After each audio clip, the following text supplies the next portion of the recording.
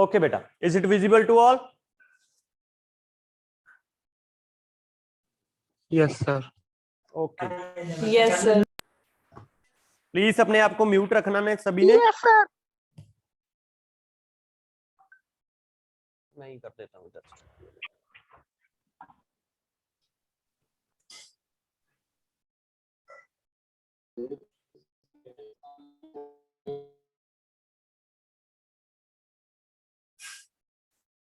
चलो जी, फर्स्ट है मेरे पास डिफरेंशिएशन। जैसे मैंने आपको पहले भी बताया हुआ है, dx बाई dx, ठीक है।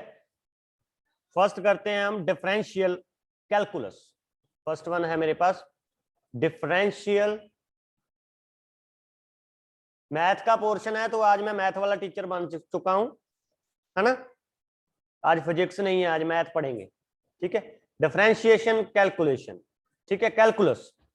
तो फर्स्ट इसमें रूल होता है कि मेरे पास, नोटबुक उठाओ और साथ साथ लिखते जाओ बेटा, डी बाई डी एक्स, अगर एक्स एन हो मेरे पास तो इसका फॉर्मूला होता है, ये वाली जो एन है ऊपर ये आगे आ जाती है, N X as it is, और एन माइनस वन हो जाता है। एग्जाम्पल इसकी, एग्जाम्पल बेटा, अगर आपको दे दें कि डी बाई डी एक्स करना है जी हमने एक्स रेज टू पावर 5 का, तो आप क्या करोगे, 5 आगे आ जाएगा, ठीक है जी।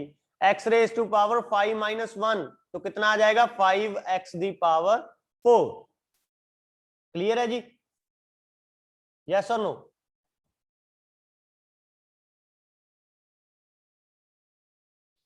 क्वेश्चन करो फिर एक, अगर मैं आपको दे दूं कि d बाई डी एक्स आपने करना है 7x दी पावर 2, इसका आंसर बताओ मुझे कितना आएगा।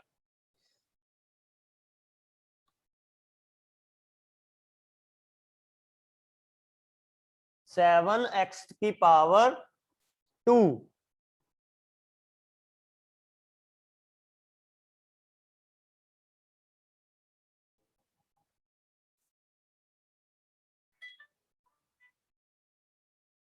हरिया बेटा।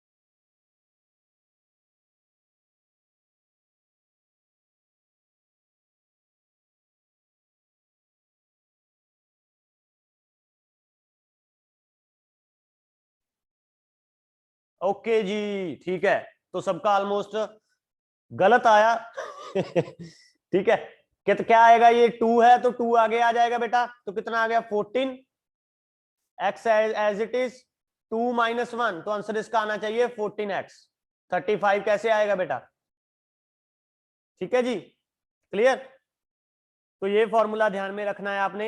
अगर कई बार वो कंफ्यूज करने के लिए कर देंगे D by D T, D by D T कितना, T raise to power 1 by, चलो ये रहने दो, T raise to power 2, T की टर्म में दे दिया। अब आपने बोलना है कि सर ने तो एक्स की टर्म में बोला था, नहीं, नीचे वाली टर्म और ये वाली टर्म सेम होनी चाहिए, तो इसका आंसर कितना आ जाएगा, 2 आगे T raise to power 2 minus 1, यानी कितना 2t। 2t is right answer. Clear है बेटा सबको, क्लियर है जी, यस और नो, यस और नो?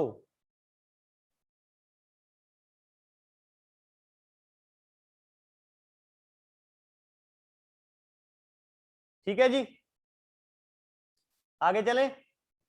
तो आगे है मेरे पास सेकंड पार्ट इसका।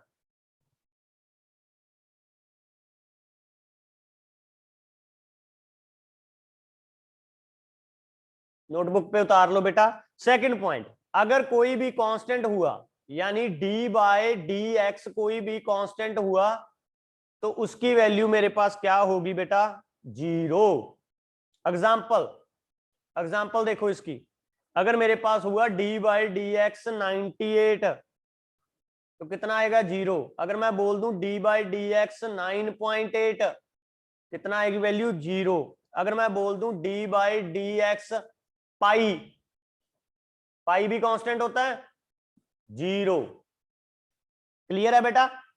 तो कोई भी कांस्टेंट आएगा तो उसकी वैल्यू 0 आएगी। थर्ड पॉइंट देखो बेटा, थर्ड पॉइंट है मेरे पास, अगर मेरे पास D by D X constant हो, D by D X constant हो, किसके? एक्स प्लस वाई की टर्म में, एक्स प्लस वाई की टर्म में। पहले इसको समझो, डेट इज कितना? डी बाय डी एक्स अगर मेरे पास हो कांस्टेंट, कांस्टेंट का मतलब कोई भी टर्म, उसके बाद हो एफ एक्स, ठीक है जी। तो आपने क्या करना है? कांस्टेंट आगे लिख लेना है, कांस्टेंट आगे लिख लेना है, बाहर आ गया जी, डी बाई डी एक्स कर देना है मेरे पास एफ एक्स। एफ एक्स का मतलब जो भी टर्म आपको दी होगी। एग्जाम्पल देखो इसकी, यानी आपके पास होगा D by D x 5x the power 2, इसको करना है जी सॉल्व। मैंने आपको पहले ही बता दिया ये तो एडवांस में कि 5 आगे लिख लेना है, डी बाई डी एक्स। अब ये 0 नहीं होगा कि सर ने बोला था कि कांस्टेंट था तो 0 हो जाएगा, नहीं, साथ में इसके x भी है। 5 आगे आ गया तो x स्क्वायर, अब इसकी कर दो तो 5 इज इक्वल टू 2 आगे आ गया, x रेज टू पावर 1 आ गया। आंसर कितना आना चाहिए इसका? 10x। क्लियर है बेटा? क्लियर है बेटा?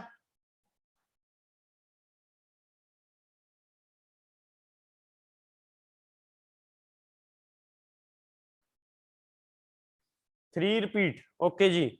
अगर आपके पास टर्म हो, एग्जांपल से समझो, आपको एग्जांपल से ज्यादा समझ आती है। कोई भी term D by D x 7x the power 3 हो, तो मैंने आपको सीधा ही बोल दिया कि इसको इसके साथ मल्टीप्लाई कर लेनी है जी, ठीक है, वो सही है, ठीक है। चाहे आप उसको बाहर निकाल के कर लो, D by D X X the power Q, तो वो ਉਹਦਾ ਪ੍ਰਭਾਵ ਜਿਹਾ ਪੈ ਗਿਆ ਜ਼ਿਆਦਾ, ਥੋੜਾ ਜਿਹਾ ਇੱਕ ਸਟੈਪ ਵੱਧ ਗਿਆ ਤੁਹਾਡਾ। ਚਾਹੇ ਤੁਸੀਂ ਇਹਨੂੰ ਐਵੇਂ ਕਰ ਸਕਦੇ ਹੋ, D by D X 7 as it is, ठीक है जी, 7 एज इट इज और एक्स क्यूब, तो यहां से आप कर सकते हो सीधा डायरेक्ट 7 या 21 X the raise to power 3 minus 1, यानी 21 एक्स दी पावर 2 इसका आंसर आ जाएगा।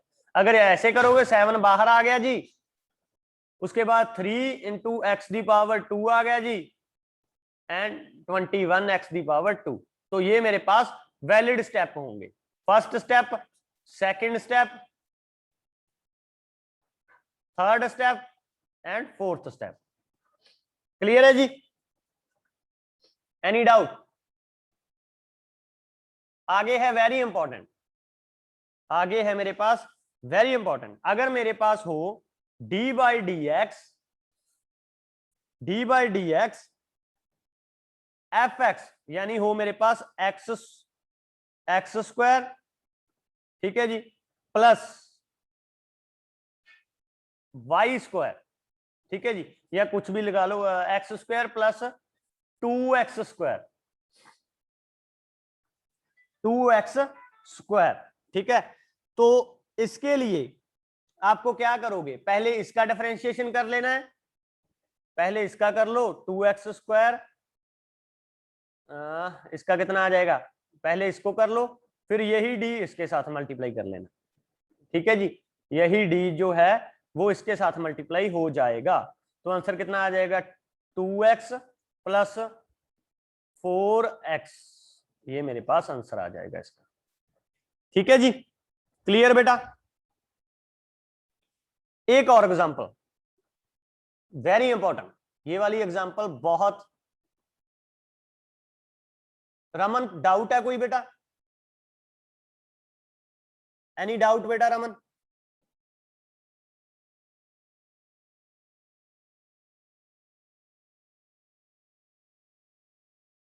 हाँ जी बताओ बेटा क्या डाउट है? खुश को भी डाउट है, ओके 1 मिनट।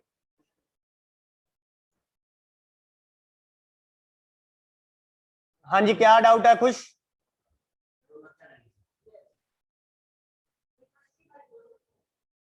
खुश क्या डाउट है आपको?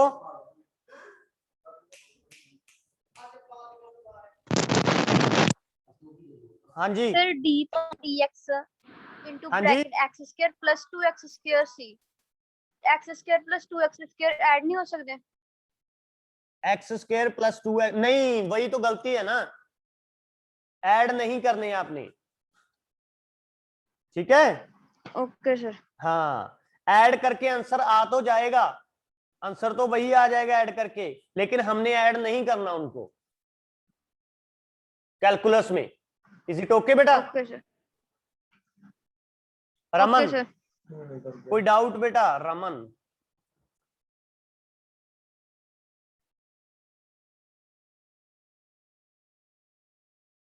हाँ जी रमन कोई डाउट? ओके दोबारा दसना, ठीक है जी दस दिन।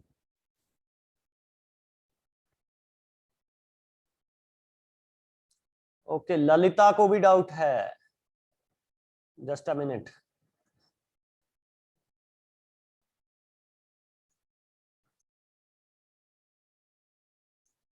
हाँ जी क्या डाउट है ललिता? सर प्रदीप प्रदीप बुक पे तो ये चैप्टर ही नहीं है। ये मैथ का चैप्टर है, फिजिक्स का चैप्टर ही नहीं है, ये एक्स्ट्रा करवा रहा हूं आपको मैं, ठीक है। ये चैप्टर नहीं है कोई, ना ही आपके सिलेबस का पार्ट है, ये कोई सिलेबस का पार्ट नहीं है। अगर हम इसको छोड़ भी दें तो कोई इस बात नहीं है, छोड़ सकते हैं, लेकिन इससे रिलेटेड आपके पास 3 नंबर का क्वेश्चन आएगा। वही जो इक्वेशन हमने ग्राफ से फाइंड आउट करनी करी, वो कैलकुलस से फाइंड आउट करनी पड़ेंगी, इसीलिए हम इसको करवा रहे हैं, ठीक है जी, क्लियर। तो अगर मेरे पास इक्वेशन हो, इक्वेशन से समझो, D by D X F X plus H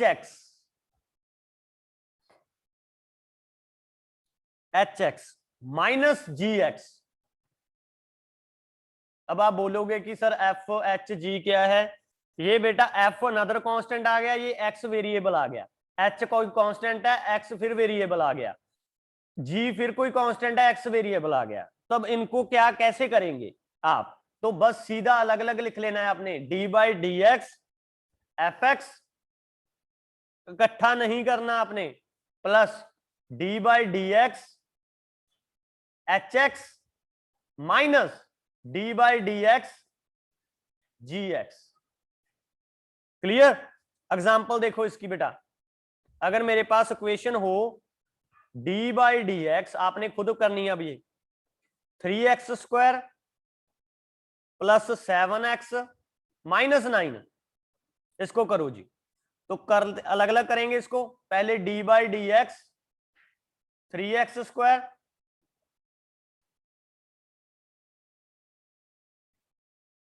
plus D by D x 7x minus D by D x 9। तो ये तो कांस्टेंट है, इसकी वैल्यू तो कितनी हो जाएगी बेटा? 0। ये बचे दोनों, तो पहले का आंसर कितना आ जाएगा? 3 बाहर आ जाएगा, D by D X X raise to power square plus D by D X 7 बाहर आ गया जी एक्स, ठीक है जी। कर लो फिर, 3 इंटू इसका कितना लिख सकता हूं मैं? 2x प्लस 7 इंटू इसको कितना आ जाएगा? एक्स की पावर 1, आगे आ गया 1, तो मतलब कितना आ जाएगा? 1। तो आंसर मेरे पास कितना आना चाहिए? 6x plus 7 is my right answer. Clear है बेटा? क्लियर जी? एक और करो बेटा, आपने करनी है और मुझे आंसर बताना है। D by D x 4 D by D T 4t cube minus 5t square plus 45। I need the answer, hurry up.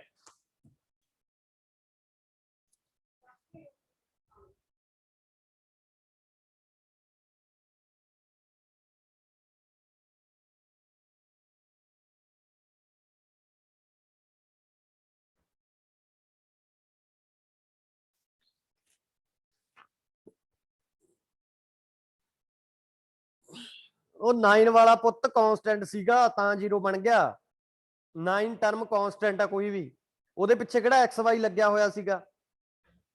ਦੂਜਾ ਰੂਲ ਸੀ ਜਿਹੜਾ ਦੂਜੀ ਵਾਰੀ ਮੈਂ ਐਕਸਪਲੇਨ ਕੀਤੀ ਹੈ ਸੈਕੰਡ ਇਕੁਏਸ਼ਨ ਕਿ ਡੀ ਬਾਈ ਡੀ ਐਕਸ ਜੇ ਕੋਈ ਵੀ ਕਾਂਸਟੈਂਟ ਹੋਵੇ, ਜੇ ਉਹਦੇ ਅੱਗੇ ਪਿੱਛੇ ਕੁਝ ਨਾ ਲੱਗਿਆ ਹੋਵੇ ਤਾਂ ਮੇਰੇ ਕੋਲ ਕੀ ਹੋ ਜਾਂਦੀ, ਉਹਦੀ ਵੈਲਿਊ 0 ਹੋ ਜਾਂਦੀ ਹੁੰਦੀ ਆ। ओके जी, तो आंसर इसका सभी का कितना आया, 12t स्क्वायर माइनस 10t आ गया। 20 नहीं 10t आना चाहिए बेटा।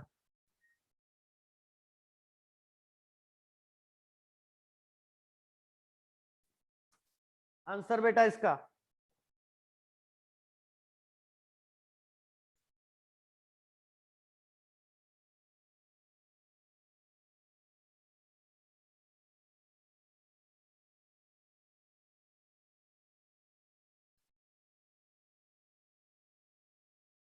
आ गया बेटा सभी का।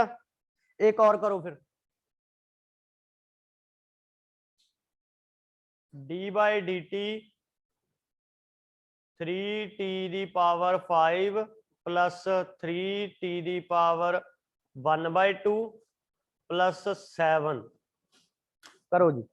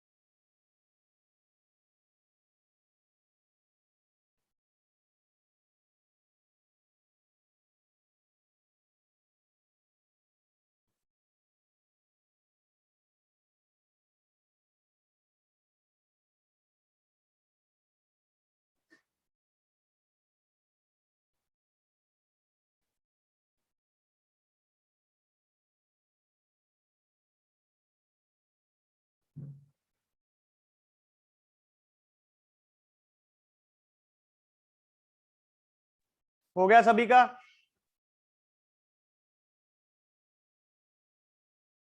नेटवर्क एरर आ जाता है, ठीक है।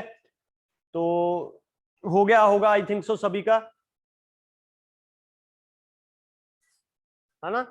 कौन सी थी equation, D by D T क्या दी थी, 3t 5 प्लस 3t 1/2 प्लस 7, है ना, यही दी थी आई थिंक सो, यही थी। तो इसको अलग अलग लिखो, पहला D T T raise to power 5 plus D by D T 3 T raise to power 1/2 plus D by D T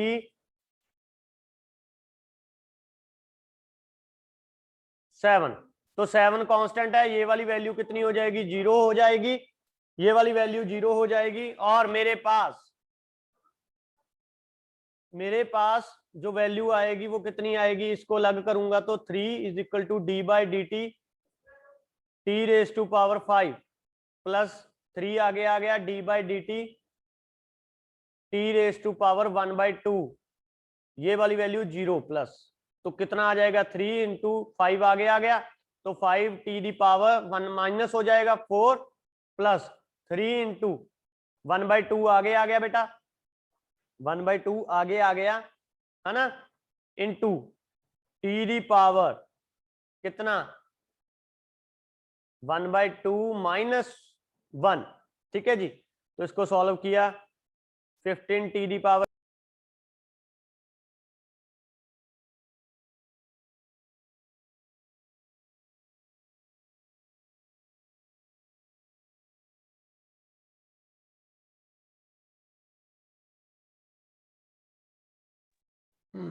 हो गया बेटा सभी का।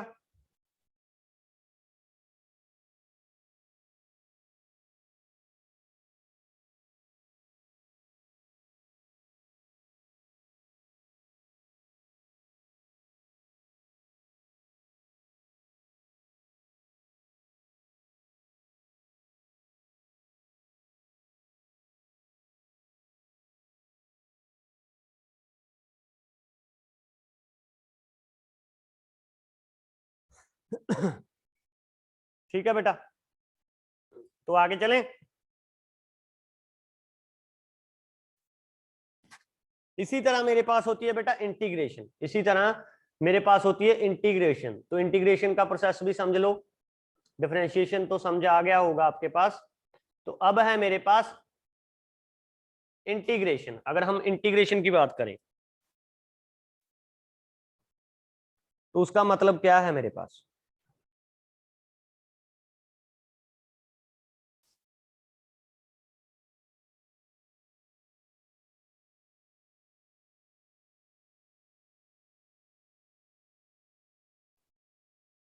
समझो, integration calculus, integration calculus,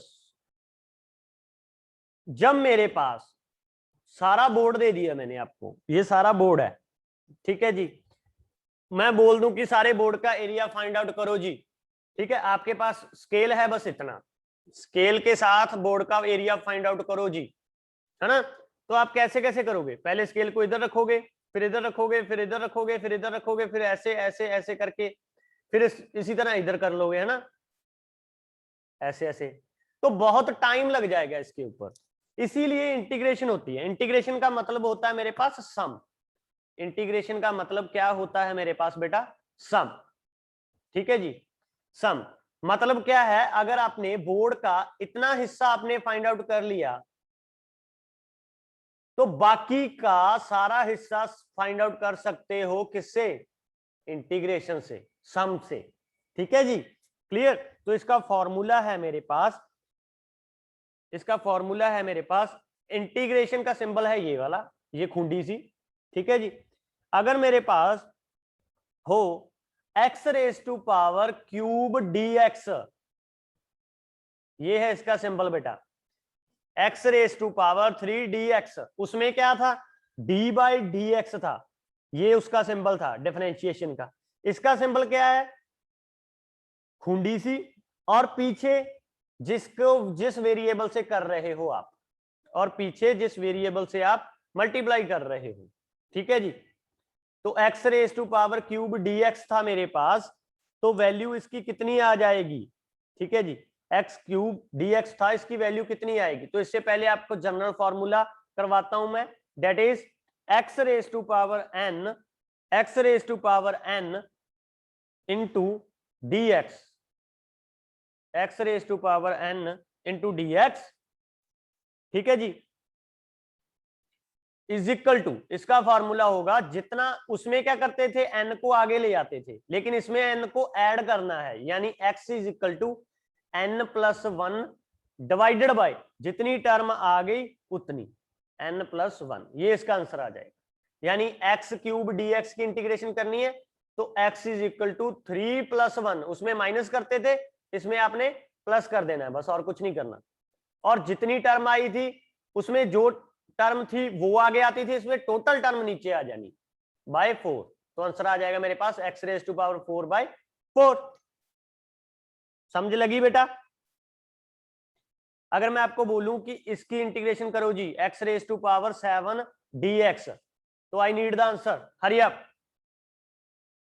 I need the answer.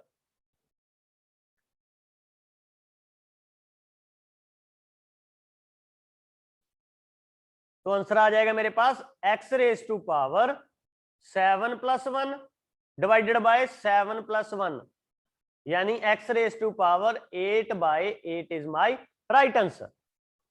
Clear बेटा। सेकंड पॉइंट, ये तो था first general formula. Second point, अगर मेरे पास इंटीग्रेशन ऑफ कांस्टेंट हुआ कोई भी, यानी 1, ठीक है जी, 1 हुआ constant x dx, constant dx हुआ कोई भी, ठीक है, तो उसमें 0 करते थे, इसमें 0 नहीं आएगा, इसमें x आएगा जिसके विद रिस्पेक्ट टू कर रहे हो। अगर सपोज करो मेरे पास हुआ 7 dx का इंटीग्रेशन करो जी, तो आपने क्या कर लेना है 7x। अगर मैं बोलूं कि इंटीग्रेशन करो जी 8/2 dx की, तो आंसर कितना आ जाएगा इसका 8/2x, काट दो तो आंसर आ जाएगा 4x। क्लियर है बेटा। एनी डाउट किसी को?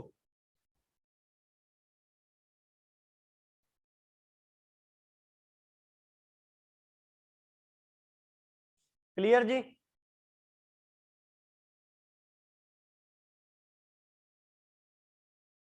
ओके जी, एक टर्म और आती है, जैसे उसमें प्लस करते थे ना, अगर इसी में होगा आपके पास इंटीग्रेशन ऑफ, अगर मैंने दे दिया fx plus hx minus gx bracket बंद dx, इसकी इंटीग्रेशन करनी है, तो इसकी भी वही अलग अलग पोर्शन से होगी। तो इंटीग्रेशन ऑफ पहले मैं fx dx कर लूंगा, plus integration of hx dx की कर लूंगा, minus integration of gx dx की कर लूंगा। तो एग्जांपल है आपके पास, इंटीग्रेट करो जी 20x the power 9, 20x the power 9 into dx, तो आंसर कितना आ जाएगा इसका 20 बाहर आ गया जी। इंटीग्रेशन कर देनी है आपने x दी पावर 9 dx की, तो 20 x दी पावर 10/10, तो 10 से ये गया 2, तो आंसर कितना आना चाहिए 2x दी पावर 10। क्लियर है बेटा। ओके, अगर ऐसी टर्म में दे दें आपको, तो क्वेश्चन दे दिया इन्होंने, क्वेश्चन दे दिया इन्होंने, दैट इज इंटीग्रेशन करो जी 4z the power cube plus z the power 2 plus 22। अब z है तो पीछे x नहीं आएगा, यहां पे भी dz ही आएगा। कर दो तो अलग अलग कर लो इनको, integration of 4z the power cube dz plus integration of z the power square dz plus integration of 22 the power dz। लिख लो फिर, 4 बाहर आ गया, इसकी इंटीग्रेशन करी जब हमने, तो z the power 4/4 plus z the power 3/3, क्योंकि एक ऐड हो जाता है, प्लस 22, अब कांस्टेंट है तो पीछे z आ जाएगा नॉर्मल। तो आंसर मेरे पास कितना आ जाएगा z the power 4 into z the power cube plus 22z। Clear है बेटा सबको? क्लियर। तो कल हम इसी के बेस के ऊपर क्वेश्चन करेंगे, ठीक है, ग्राफ से। होप सो समझ आ गया होगा सबको सारे नु, ठीक है।